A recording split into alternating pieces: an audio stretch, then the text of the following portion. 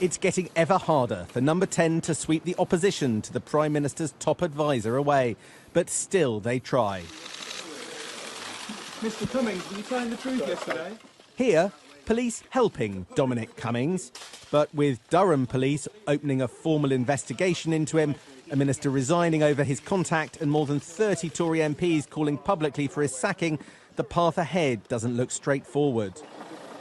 And then what at first glance appeared to be a rewriting of government policy on the hoof. Will the government review all penalty fines imposed on families travelling for childcare purposes during lockdown? We do understand the impact and the need for making sure that children get adequate childcare. That is one of the significant concerns that we've had all the way through this. And so I think, especially coming from a man of the cloth, I think that is perfectly reasonable to take away that question. I'll have to talk to my Treasury colleagues before I can answer it in full. Minutes later, the suggestion of a review was junked, illustrating a government struggling with what's happening.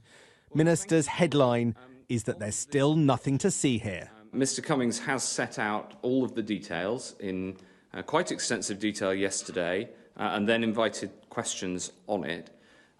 My view is that what he did was within the guidelines. The most important thing is that we can get on and deal with the other issues.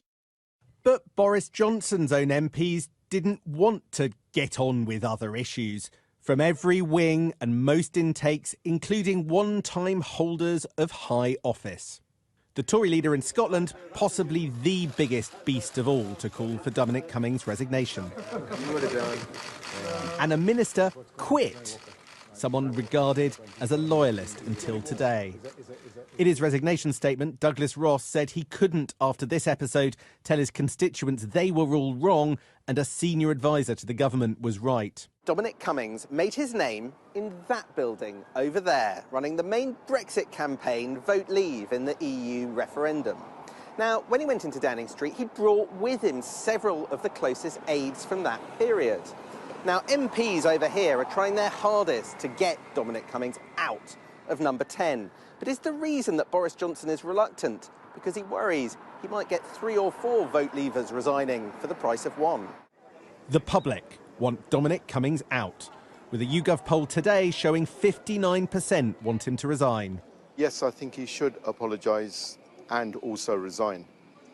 He made out this, he built a story to fit the allegation. Do you think he should resign?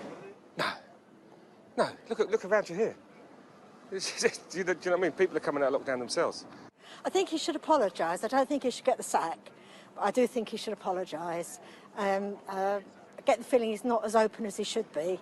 MPs get their first chance to ask Boris Johnson about Dominic Cummings tomorrow.